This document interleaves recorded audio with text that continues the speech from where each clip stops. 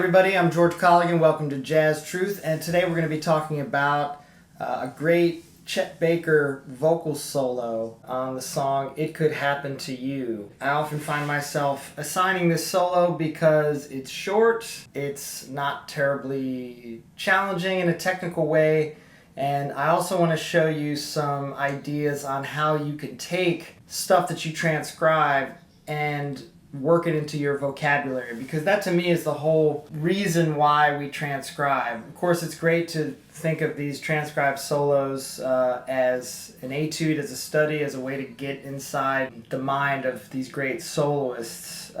However, in terms of how you learn to play and how you make the material your own, if you aren't doing the analysis and you aren't sort of picking it apart and saying, what can I use? Then it's, I personally think that it's not as useful. It's great to say I can play a transcribed solo, but it's a lot of work, and the question is, why are you doing it? So I always found that I transcribed things because I wanted to make it my own and make it work in my performances, be able to use that vocabulary. So let's just look at the solo as it is, and then I'll talk about the things that we can use from it, the things that I like to use from it. 1, 2, 1, 2, 3, 4.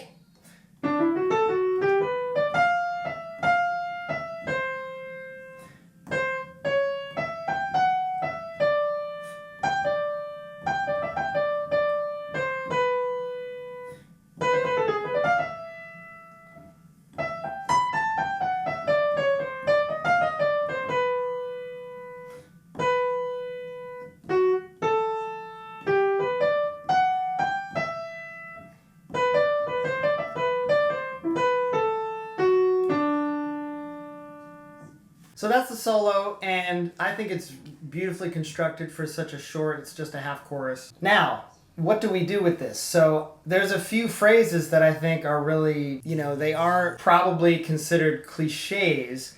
However, in terms of developing your own vocabulary, you want to sort of isolate those and then take them and use them in other places and sort of mix and match, and that's kind of how we end up finding our own sound, is saying I'm taking a little bit of this, a little bit of that, and so forth. The patterns that stuck out to me within this solo is the first one.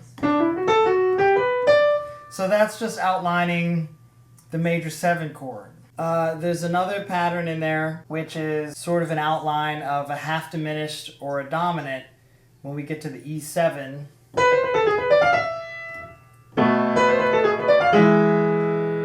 So I like that one. And then the next phrase I think could be seen as a 2-5, even though it's not actually a 2-5-1. It's A minor, F7 to G major.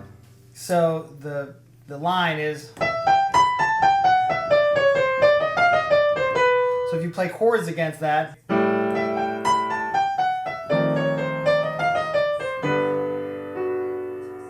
but I think you can make that into a 2-5 if you really think of it as a 2-5-1. So let's go back to the first one, and that's just the outlining of the major chord. So we could start to move that through the keys.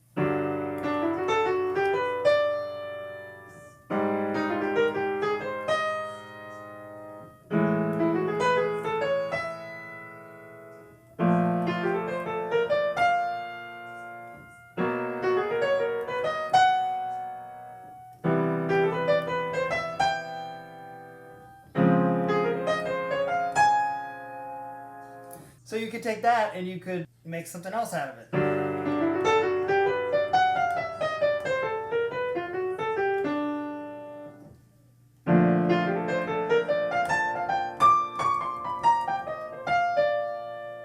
So that's kind of how we make this stuff our own.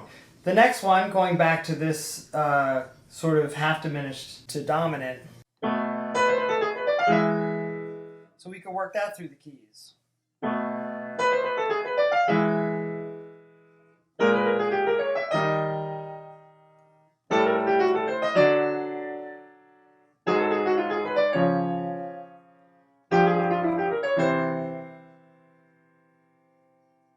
So then, you could take that and do your own thing with it.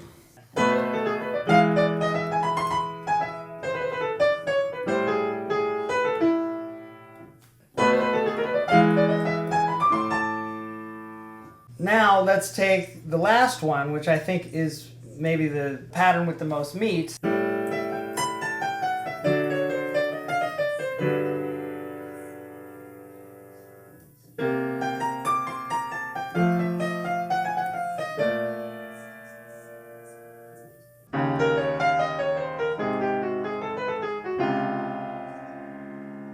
Now when we work stuff through the keys, there's a number of ways you could do it. You could do it up in half steps, you could do it down in half steps, you could do it up in whole steps, you could do it down in whole steps, you could do it up in thirds, you could do it down in thirds. You could do it up in major and minor thirds, you could do it around the cycle of fourths.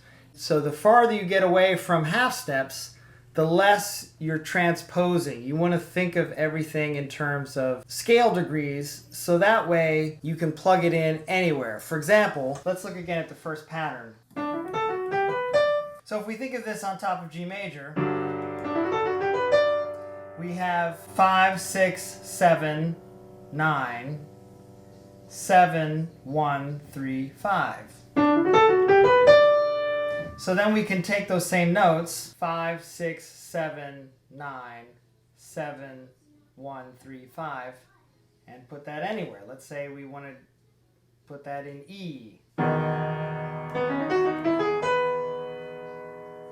So with our third pattern, the 2-5, we could say, okay, it starts on the 5th.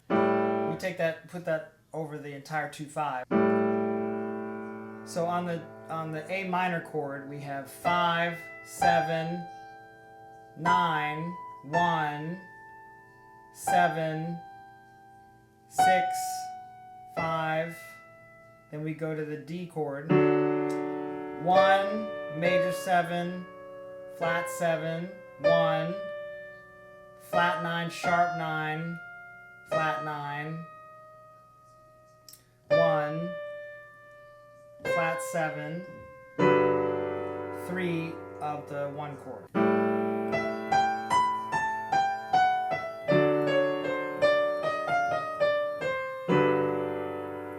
So if we think in scale degrees, then we can move it anywhere.